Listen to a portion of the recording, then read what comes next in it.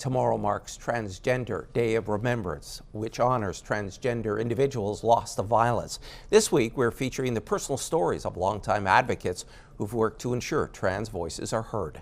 CTV's Angela Gemmill has the story, and a warning: this story deals with suicidal ideation. For almost 20 years, Vincent Bolt has used he/him pronouns. It was around the age of 14 in the early 2000s he realized the gender assigned at birth was not the one he identified with. At that time, we had no local resources specifically for trans people, so it was a lot of finding books at the library, Googling information, and trying to find clues to, like, what do I do next? He came out as transgender while still in high school. His family wasn't initially supportive, but his emotional distress changed their perspective. They realized after I'd been hospitalized for 3.5 weeks due to a suicide attempt that if they didn't accept me fully, they would lose me entirely. It became very clear, it's like, we'd rather our kid be trans than dead. He says there was a lot of learning in those first few years for everyone in his world. That included his high school, medical professionals, and others. Vincent says due to a lack of awareness, he experienced mistreatment. People who would misgender me, being bullied by nurses, even having to just give a basic trans 101 to service providers, motivated me to get involved. It was during those teenage years when Vincent started openly telling his story.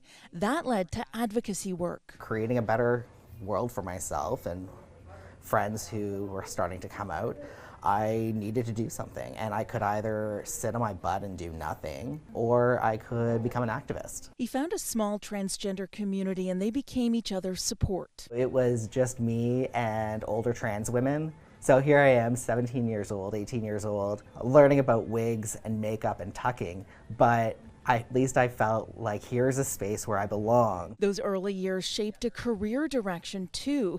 Now a psychotherapist, Vincent has many clients who identify as trans or queer who seek out his help because of shared experience. I know how to navigate the system because I've been through it. When a client's like, I don't know what to expect after top surgery, I can say, well, been there, done that, here's what you can expect. As Trans Day of Remembrance approaches, Bolt says it's a reminder of those who no longer have a voice.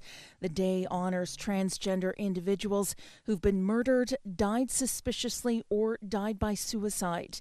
Each year, new names are added. To see that some of these deaths are happening closer and closer to home, we need more advocacy, we need more protections, and we need a shift in attitudes in society still. Despite the heightened political climate, particularly south of the border, Vincent says advocacy conquers fear. I've never had time to be afraid.